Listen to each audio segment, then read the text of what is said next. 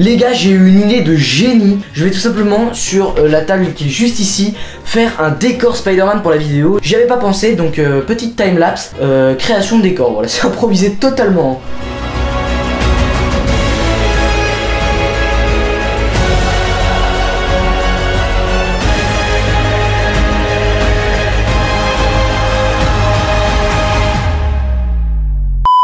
Donc on commence avec la saga Tobey Maguire. Donc le résumé d'abord, on va essayer de faire rapidement. Alors le Spider-Man 1 en gros c'est un peu comme dans les comics. Donc il est piqué par une araignée, il obtient des super pouvoirs, son oncle meurt et l'antagoniste de ce film, il s'agit d'un personnage iconique de l'univers Spider-Man, c'est le Bouffon Vert.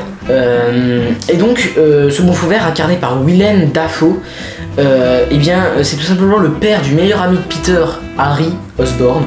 Voilà, et donc pendant le film, en gros c'est parce que il a perdu sa propre société, en fait il a été viré par son conseil et tout, et donc il va essayer d'absorber un sérum qui le permet de devenir Bouffon Vert, et donc il se venge. Voilà, et en fait il est pas forcément mauvais, non, Norman Osborn, c'est juste que il est plus le même quand il y a le Bouffon Vert. En fait il a deux personnalités, comme on voit très bien dans un extrait du film de Spider-Man 2002. Bref, Spidey, donc Peter, Tobey Maguire, est attiré par Mary Jane Watson, incarnée par Kristen Dunst, voilà.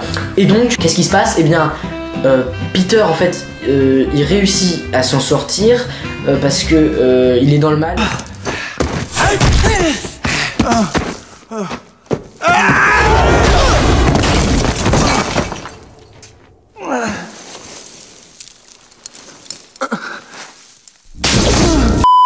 Et en gros, le Bouffon dit qu'il veut s'en prendre à Mary Jane.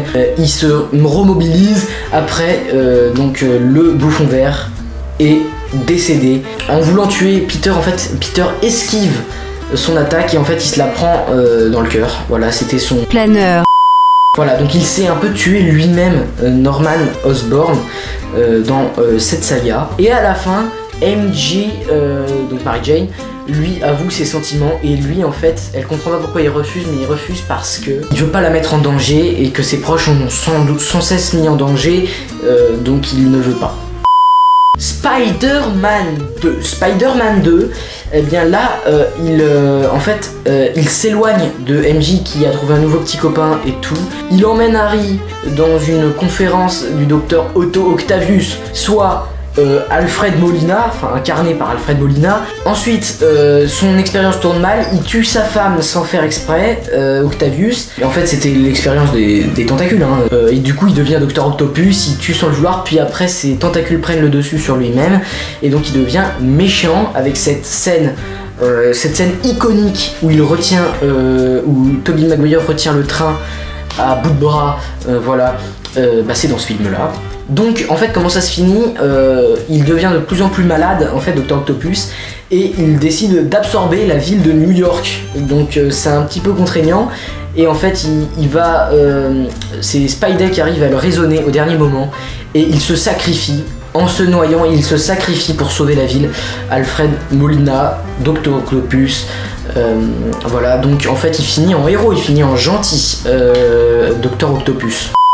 Sinon, dans ce même film, Harry Osborn commence à développer une haine très forte envers Spider-Man, dont il accuse d'avoir tué son père, hein, alors que Norman Osborn s'est juste tué lui-même en fait. Et donc, il en veut cruellement à Spider-Man, sauf que, en fait, Harry est le meilleur ami de Peter, qui lui est Spider-Man, donc en gros, il en veut à son meilleur ami. First we'll see who's behind the mask. I can look into your eyes as you die. Peace. No.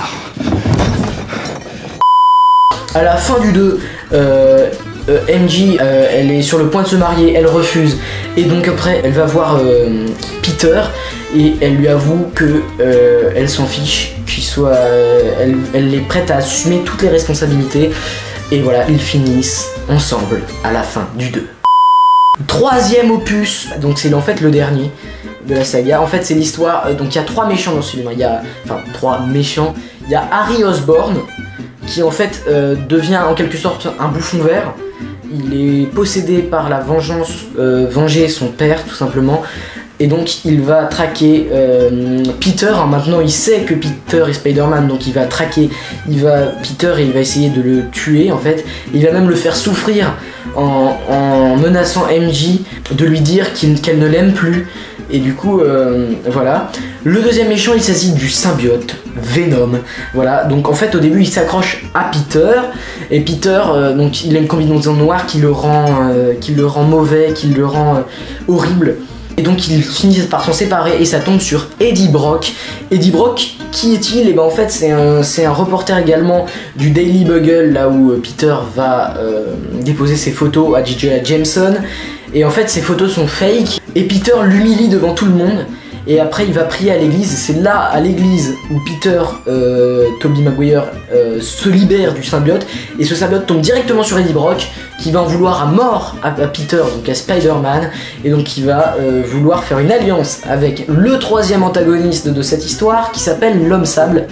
Mais l'Homme Sable en fait n'est pas méchant, c'est juste qu'en fait il a tué involontairement l'oncle Ben de Peter. Et donc Peter a une haine féroce contre lui. Et en fait... l'Homme Sable en fait il essaye juste de sauver sa peau en étant contre Peter. Donc il fait une alliance avec Venom qui lui a une haine aussi contre Peter. Enfin, l'Homme Sable n'en a pas, mais voilà. Au final, dans ce film, tout rentre dans l'ordre. Harry retourne sa veste au dernier moment, voilà, et sauve la vie de Peter, se sacrifie pour sauver la vie de Peter et meurt, voilà. Et l'Homme Sable arrête de se battre et parle avec Peter et lui dit qu'il n'a pas fait exprès, qu'il regrette chaque jour.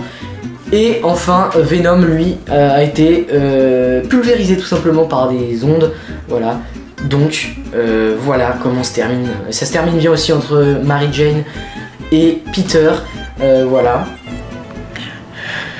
You're my friend.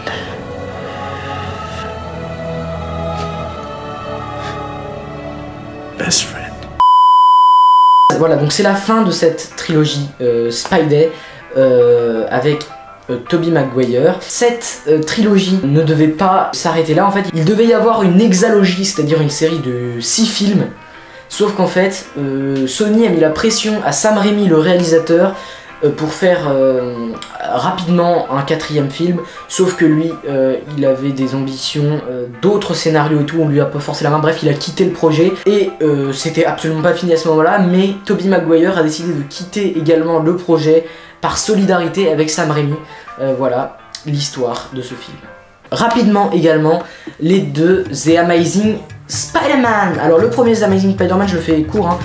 C'est pareil, il se fait un peu harceler comme d'habitude par Flash. Flash il est dans les trois séries, hein. Flash il est tout le temps là, bref, et en fait il a ses pouvoirs parce qu'il s'est fait piquer par une araignée, voilà. En fait il s'est fait piquer parce qu'il était à Oscorp, la fameuse industrie de Norman Osborn. En fait c'est parce qu'il voulait s'intéresser aux recherches de son père, et après ses recherches il a réussi à aider l'ami de son père, Curtis Connors, à réaliser le machin qui permettait à ce dernier de retrouver son bras, parce que le docteur Connors n'a plus de bras, sauf qu'en fait ça a mal tourné, il est devenu un lézard. Peter s'est mis avec Gwen entre temps, voilà, Gwen Stacy incarnée par Emma Stone. À la fin du film, Peter réussit, avec l'aide justement de Gwen, à faire l'antidote et à l'expulser un peu partout dans la ville, donc ce qui rend à Connors sa forme normale, et donc du coup il arrive à sauver Peter qui allait tomber du building, bref. Sauf que à l'état de lézard, Connors a tué le père de Gwen, qui était en fait le chef de la police de New York, et en fait sur son lit de mort, enfin juste avant de mourir quoi, le père de Gwen fait promettre à Peter de ne pas s'approcher de sa fille pour ne pas qu'elle soit en danger, et Peter promet, voilà. Dans le deuxième The Amazing Spider-Man, c'est le bordel, hein. Il affronte Electro, qui est en fait un de ses fans, mais ça a une expérience qui a mal tourné, bref. Il affronte l'Electro de Jamie Foxx. Il affronte également son ancien ami d'enfance, Norman Osborn, qui devient le successeur du Bouffon Vert, qui est absolument contre Spider-Man, tout simplement parce qu'il n'a pas fait ce transfert sanguin. Bref, il y a également le Rhino et tout, mais ce qu'il faut retenir, c'est qu'en fait, à la fin, Gwen meurt en fait, il était en train de combattre le bouffon vert, la toile lâche et en gros il arrive au dernier moment à rattacher Gwen à sa toile mais elle meurt sur le coup. Et donc il est dépité mais finalement il a l'énergie nécessaire pour aller détruire le Rhino au final. Bon je vais faire hyper simple là, pour Tom Holland. Spider-Man Homecoming en gros il est déjà, on sait déjà qu'il est Peter, il n'y a pas de transformation ni rien. En gros ce qui se passe c'est qu'il est traité par un moins que rien par Tony Stark qui pense qu'il sait rien faire à part arrêter des gens qui font rien de mal. Il est en crush sur une fille de sa classe qui s'appelle Liz et avec Ned, son meilleur pote, ils arrêtent pas de la mater sans cesse en fait. Bref, il y a Flash qui le harcèle, il y a MJ en fait qui n'est pas Mary Jane mais Michelle Jones, mais bon c'est une référence à MJ Mary Jane, qui donc elle a un humour noir un peu bizarre, bref voilà. Comme il a pas vraiment de bol, le père de sa crush, eh bien il s'agit du méchant du film qui s'appelle le Vautour qui récupère des épaves de trucs extraterrestres.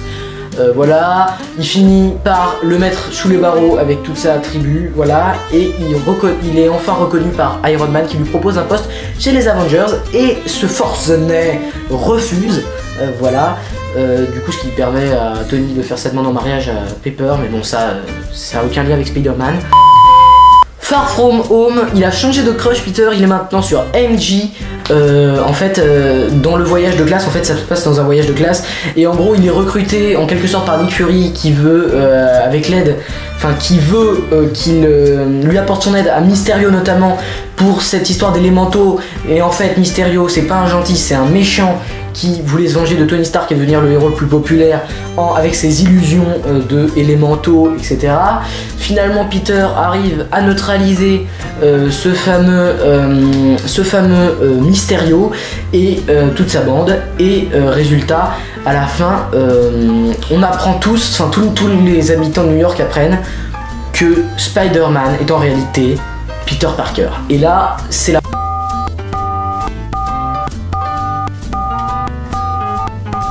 On arrive à la deuxième partie de cette vidéo. Oui, en fait, il y a un faux raccord de décor, vous verrez.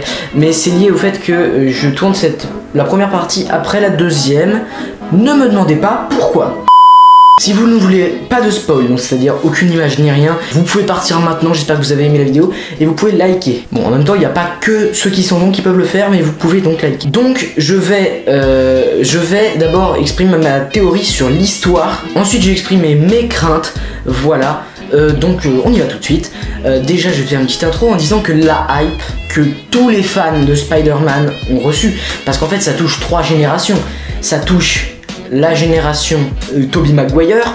Donc déjà avec dans cette génération on a déjà officiel, enfin ce qu'on a vu dans les trailers, nous avons le bouffon vert de Willem Dafoe. Voilà, il est officiel, donc ça va faire le lien avec cette trilogie de Spider-Man. Nous avons également l'homme sable de Spider-Man 3, voilà. Et enfin, nous avons Dr Octopus de Spider-Man 2. Donc nous avons déjà au moins 3 méchants, plus l'éventuelle présence de Tobey Maguire, plus peut-être celle de Kristen Dunst, moins probable celle de James Franco. Ah oui, j'avais oublié également de dire que J. Jonah Jameson, je ne sais plus le nom de l'acteur, mais est présent également, ça c'est validé, c'est confirmé. Donc il y a énormément de liens qui peuvent être déjà faits avec Tobey Maguire. Donc c'est pour ça que c'était utile de rappeler un peu la saga de Tobey Maguire. Ensuite, les liens à Andrew Garfield. C'est simple, 2 films The Amazing Spider-Man, 2 méchants, et les 2 sont présents dans No Way Home, c'est-à-dire le lézard et Electro. C'est vrai qu'il y avait également le bouffon vert de The Amazing, mais bon, il y a déjà un autre bouffon vert, donc ce serait pas judicieux de leur part de mettre un autre bouffon vert. Nous avons Andrew Garfield, qui sera peut-être sûrement présent dans le film. De plus, Andrew Garfield serait éventuellement validé par le fait qu'il y ait un leak qui est sorti, et je pense qu'il est véridique ce leak, hein. Il a l'air vrai avec l'échafaudage et tout, donc voilà, c'est pratiquement validé. Oui, il y a un faux raccord de décor, voilà, mais bon. Nous avons peut-être, je dis bien peut-être, Emma Stone, sachant qu'elle est morte. Pas Emma Stone, mais le rôle qu'elle joue. Mais bon, si on prend en compte que Dr Octopus était censé être mort, Green Goblin était censé être mort, Electro censé être mort, le lézard censé ne plus être le lézard, donc je pense que ils vont faire ressusciter des gens, donc pourquoi pas Gwen Stacy, Emma Stone dans The Amazing. la saga Tom Holland, en fait on est dans la saga Tom Holland, donc Tom Holland, voilà, c'était obligé, voilà, donc déjà on a plein de confirmations pour les liens avec Andrew Garfield, plein de confirmations avec Tobey Maguire, sauf eux, sauf les acteurs eux-mêmes, donc Andrew Garfield et Tobey Maguire. Mais ce serait malheureux de la part de Sony et Marvel de ne pas les mettre dedans, parce que les fans, eux, ce qu'ils attendent, c'est pas Electro, c'est pas le bouchon vert, c'est pas ça. Ce qu'ils attendent, c'est de voir Tobey Maguire, Andrew Garfield et Tom Holland réunis dans le même film. Et franchement, Sony, je pense qu'ils auraient nié d'entrée, ils auraient pas laissé monter la hype comme ça des fans. Donc voilà, en plus d'ailleurs, avec le deuxième trailer, nous voyons le lézard. Le lézard, dans le deuxième trailer, nous voyons qu'il met dans la version brésilienne, c'est un petit peu plus long, le passage où on voit Spider-Man s'élancer dans le vide contre l'homme sable, le lézard et également Electro. Sauf que on voit que il se prend un faux coup de poing, ce qui est quand même bizarre, ce qui pourrait induire que en fait un Spider-Man aurait été enlevé, ou en tout cas un héros qui combattrait aux côtés de Tom Holland. Alors, on est conscient qu'il y aura peut-être les 3 Spider-Man, peut-être plein de méchants, plus Venom peut-être, parce que la scène post-générique de Venom Let Be on Carnage, je sais pas exactement comment ça se prononce, laissez tomber, et bien elle indique tout simplement que Venom est tout d'un coup télétransporté dans un monde, et là il voit la télé et il y a Tom Holland dessus, et donc ce qui induit à la fin de Far From Home, comme j'ai dit tout à l'heure, No Way Home est la suite directe de Far From Home. En tout cas on sait qu'il y aura Venom en lien avec ça. Plus Daredevil qui était une très très grosse rumeur, l'acteur a nié, mais bon, tout le monde a nié dans cette histoire, donc voilà. Peut-être d'autres méchants, un nouveau méchant, peut-être le retour du vautour de Mysterio ou du Scorpion qu'on avait vu dans la scène post-générique de Homecoming. Tout ça bien évidemment avec Doctor Strange, avec Jacob Batalon qui joue Ned, avec Zendaya qui joue tout Tom Holland quoi. Voilà, maintenant que les bases sont posées avec tous les personnages, d'ailleurs il y a aussi Tante May, Happy, voilà, qui sont dans la saga Tom Holland. Donc maintenant l'histoire. Déjà on sait que c'est la suite directe de Far From Home. Donc Far From Home, à la fin, tout le monde découvre, à cause de Mysterio, l'identité de Peter Parker. On voit donc dans le trailer numéro 1 que, en gros, il va se cacher avec Zendaya, avec Jacob Batalon, il va se cacher avec eux, et il va fuir un peu tout ça. Tante May va être pris par la police, donc il va être un peu interpellé et tout, ils vont l'accuser du meurtre de Mysterio, pardon. Et donc, où est-ce que je voulais en venir? Il vient au final voir Doctor Strange, parce qu'il en a marre d'être persécuté et tout, et c'est un peu chiant pour lui, on va pas se mentir. Donc il va voir Doctor Strange, qui, comme on le voit dans le premier trailer, lui dit « Vas-y, je vais t'aider avec un sortilège ». Le sortilège tourne mal, ce qui en fait mélange les réalités, et donc les méchants des autres films et potentiellement les Spider-Man viennent dans la réalité de Peter Tom Holland. Moi je mets mes prédictions que le premier personnage qui va apparaître dans le film, le premier vilain, sera Dr Octopus. Comme on peut un peu le voir dans le trailer 2, il s'étonne de voir quelqu'un débarquer. On voit avec cet extrait. Otto Octavius. Wait, no, seriously, what's your actual name? Voilà, il s'étonne de voir quelqu'un débarquer, donc pour moi c'est le premier vilain finalement qui apparaît. Alors, la question que je me pose avec Dr Octopus, c'est est-ce qu'il va être gentil ou est-ce qu'il va être méchant? En fait, ce que je pense personnellement, c'est que il va être gentil. Au fond de lui, il est gentil. En fait, dans Spider-Man 2, il est gentil au fond de lui, Dr Otto Octavius, sauf que il est sous l'emprise de ses tentacules. Là, moi, ce que je prédis, j'ai l'impression qu'il y a 2 phases dans ce film. Je sais pas si la phase c'est d'abord il est gentil, ensuite il est méchant, ou si la phase c'est d'abord il est méchant et ensuite il est gentil. Je ne sais pas. Dr Octopus arrive comme ça dans une réalité, on voit qu'il est un peu perdu dans le trailer 2, dans une réalité qu'il ne connaît pas. Et en fait je pense que regardez la scène où il arrive vers Peter et machin et qui se présente, elle est largement avant dans le film que la scène du pont où il dit « Salut Peter !» comme si donc il connaissait il connaissait déjà depuis longtemps Peter Tom Holland. Voilà, donc là déjà l'ordre est peut-être un peu déjà mieux mis. Moi ensuite je vois l'arrivée du Bouffon Vert. Du Bouffon Vert et dans la foulée, Electro, l'Homme Sable, voilà, ils arrivent tous un peu en même temps après et c'est le bordel. Peter, il sait pas quoi faire.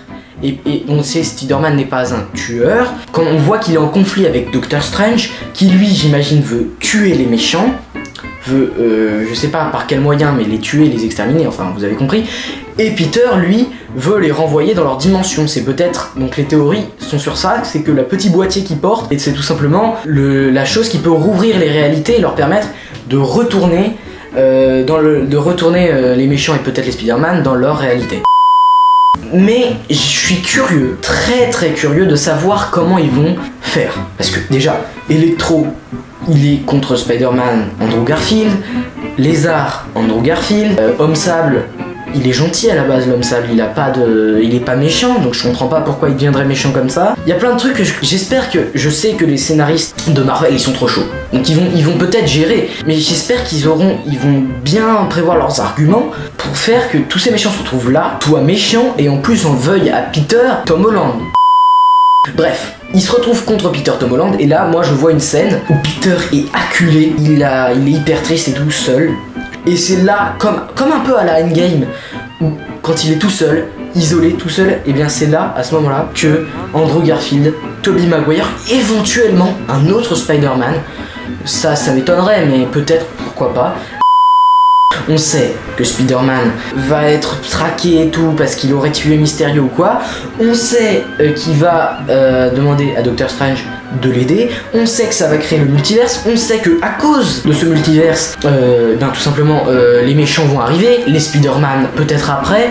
Moi je les vois plus après dans les disons les deux derniers cinquièmes du film, les Spider-Man. Ils vont aider à ramener les méchants dans leur réalité. Donc voilà, à la fin, tout finit bien. Tout le monde retourne dans sa réalité. Alors après, peut-être qu'à la fin, Dr. Strange va trouver un moyen d'effacer la mémoire de tout le monde pour que Peter redevienne incognito, on va dire. Il y a beaucoup de personnes qui se posent la question qui va mourir. Moi personnellement, je vois en priorité Tante May, mais pas trop. Surtout Happy. Happy, il a pas une grande importance et s'il meurt, voilà, c'est grave parce qu'il est là depuis le premier film, même si depuis Iron Man. Et donc là, ce serait là qu'il mourrait. Et je vois en fait aucun Spider-Man mourir. Moi, je trouverais que ce serait dommage. Franchement, ça salirait un peu ce truc de Spider-Man, le héros éternel, tu vois. Maintenant, nous allons parler de mes craintes. Parce que bien sûr, je suis hypé. Moi, les premiers Spider-Man que j'ai vus, c'était ceux avec Tobey Maguire. Je les connais depuis que je suis petit. Je suis petit, je sais plus, 6-7 ans que je les ai regardés la première fois. Et donc, c'est dans mon cœur. Tobey Maguire, j'aimerais bien le revoir avec ce costume de Spider-Man. Même si j'ai peur qu'il salisse un peu sa légende. C'est sûr, c'est comme Andrew Garfield. Et ce que j'espère, c'est qu'ils ne salissent pas leur image, qu'ils soient pas en personnage de second plan, un peu, ils sont là, ils arrivent, ils battent les méchants, ils repartent. Parce que ce serait un peu salir leur réputation. D'ailleurs, si on fait le débat de qui est le meilleur Spider-Man, moi, dans mon cœur, c'est bien évidemment, je mettrais Tobey Maguire en premier, Andrew Garfield en deuxième et Tom Holland en dernier. Mais je les aime les trois, mais le meilleur Spider-Man, j'hésite, mais je pense que c'est Tom Holland, via son âge, en plus il est danseur, donc il est assez souple et tout, mais au niveau des leçons et tout, j'aime beaucoup Andrew Garfield, mais Tobey Maguire c'est fort aussi. Tom Holland, c'est plus enfantin, c'est plus, vous voyez, je sais pas comment l'expliquer tout simplement. Mes craintes sont sur le fait que j'aimerais, à l'image de Endgame, que chaque personnage soit mis en valeur, tu vois. J'ai pas envie qu'il y en ait un qui ait moins de temps d'écran. Par exemple, je sais pas moi, d'entre les méchants, tu vois, l'Homme Sable, moi c'est un méchant que j'ai beaucoup apprécié. J'ai pas envie qu'il soit moins mis en valeur que Willem Dafoe, que l'Electro, Jamie Foxx et tout. J'ai envie qu'ils aient tous un pan psychologique et s'ils sont là, ils soient bien... On comprenne, comme je l'ai dit, je le répète un peu, mais qu'on comprenne bien leurs ambitions, qu'on comprenne bien leur motivation. J'ai pas envie que c'est un prétexte, oh il y a Spider-Man, on va le détruire. Ça je pense pas qu'ils l'ont fait, mais j'espère que c'est pas un peu dans ce move là, ce serait hyper dommage. Voilà, je suis hyper hypé par ce film, un peu comme tous les fans de Spider-Man, de Marvel, du MCU et des anciens Spider-Man. Mon rêve, si uniquement il y a 1 minute de Tobey Maguire, 1 minute d'Andrew Garfield, je suis content. C'est ça qu'on attend en fait, c'est pour ça qu'on théorise depuis maintenant près d'1 an, 1 an et demi. J'espère que l'histoire va vraiment pas être au service des personnages, mais va être au service de l'histoire. Déjà il y a les bases avec le fait que Spidey est dans le mal, Spidey on connaît son identité et on va à partir de là construire une histoire solide, voilà, avec le problème qui se pose, comment le résoudre et pas des successions de trucs qu'on comprend rien et c'est un peu un prétexte. Voilà, j'ai confiance en Marvel et en Sony exactement et je pense qu'ils peuvent faire quelque chose de bien, j'en suis pratiquement persuadé. C'est juste ma petite crainte, voilà, concernant ce film que j'attends énormément. Voilà, j'espère que cette vidéo vous a plu sur Spider-Man No Way Home. Je ferai une vidéo réaction à Spider-Man No Way Home pour vous dire un peu si le film a répondu à mes attentes. Voilà, donc il arrivera, je pense, aux alentours du 20 décembre. Voilà, tranquillement, on va faire les choses tranquillement. Voilà, écoutez, je vous souhaite une très bonne journée. Et c'était Bambino, salut les amis.